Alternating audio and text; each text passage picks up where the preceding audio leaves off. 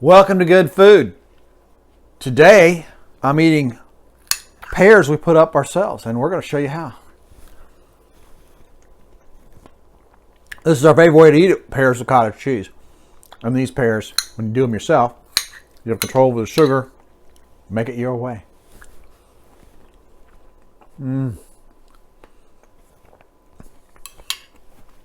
Like, subscribe, give us a thumbs up, see how you like the video. Thank you. Processing pears, the first thing you want to do is wash them, peel them, and cut halves. We picked our own pears from our own pear tree, so we got some different odd shapes. And we use a vinegar water solution that gets rid of any bugs or anything. It also keeps it from turning dark. Here's one I started already. Let me show you what I did. We're going to take the melon baller, and where the blossom end is, we're going to take that out. Stem end, we're going to take that out. And then we're going to take the seeds out. On some of the pears, you got a little dark spot here. That's a little woody. If you want to make it tender, more tender, you can just peel it out a little bit with a melon baller. And that's your halves. I got one more. I'll show you from the beginning how I've done that. And what we want to do here is cut it in half from stem to blossom end. Some of them are odd shapes. You got to curve a little bit to make adjustments. But be careful with your cutting skills. It's not going to be perfect every time. Pull our stem out of the way. Again.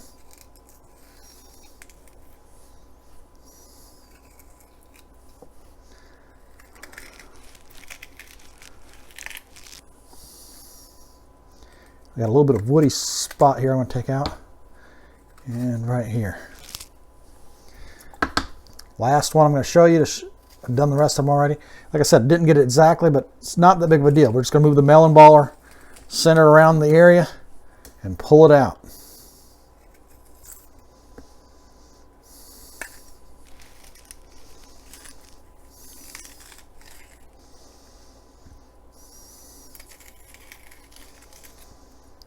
And that's it for processing the pears in the raw state. Next, we're going to... Sorry about that. The camera lady's drunk this morning. Not really. Next, we're going to put them in a pot and simmer them. We'll be back when we get ready for that. Going to put the pears in the pot. Until we don't have room, you're going to do these in batches, depending on what size pot you got. I know some people have huge pots. Home brewer might have one big enough to do all this. If your stove can handle it. A couple more.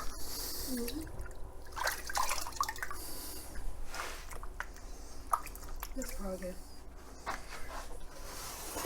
Move them over to our large burner. Put it on high heat. And we're going to simmer them. We'll add... Now that we got a little bit of a roll on our water, we're going to add 1.5 cups of sugar. And we have approximately 1 gallon of water in a large pot, and then maxed out with pears. We're going to put this in there, and we're going to stir it, and this will give us a light syrup. If you want heavy syrup, add more sugar to taste. We use 1.5 cups to make a light syrup. You use 3 cups to make a medium syrup, or 4.5 cups to make a heavy syrup, or no sugar at all, and it'll be like packing its own juice.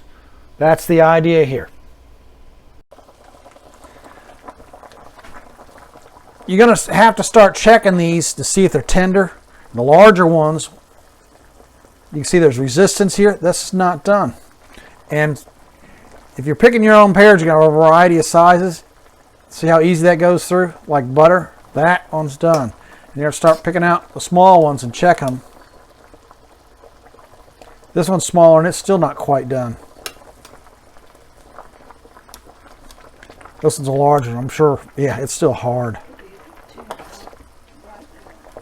And how ripe they are may also make a difference.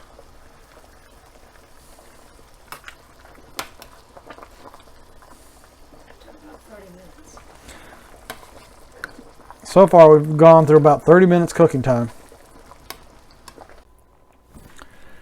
This is how we bag them for freezing. We bagged one to show you that there. And we have one we pulled out of the freezer that we froze previously. When we freeze these, we put them on sheet pans. We cover the sheet pans. This freezer paper, you can use parchment paper. You need to cover it with something. Tin foil, you'd probably freeze that too, metallic. And once you pull them off, they're stackable, so you can put them in the freezer and take up less space. These last months, not years. If you want to hold your pears for years, you're going to need to go through the old-fashioned canning process. We've done some of that too, but it takes a lot longer. There's a little more guesswork on how long you cook it before you put it in the jar, because you cook it in there too. So let's take a bag and just give you an idea what we do.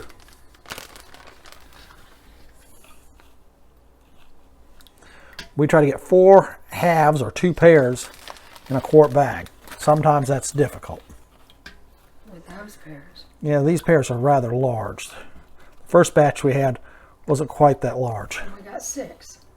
Normal size pears, we get 6 in these quart freezer bags.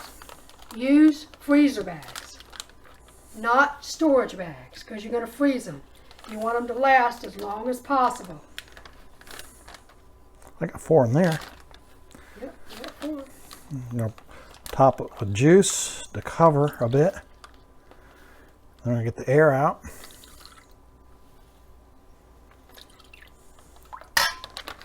Think it's enough juice, camera lady?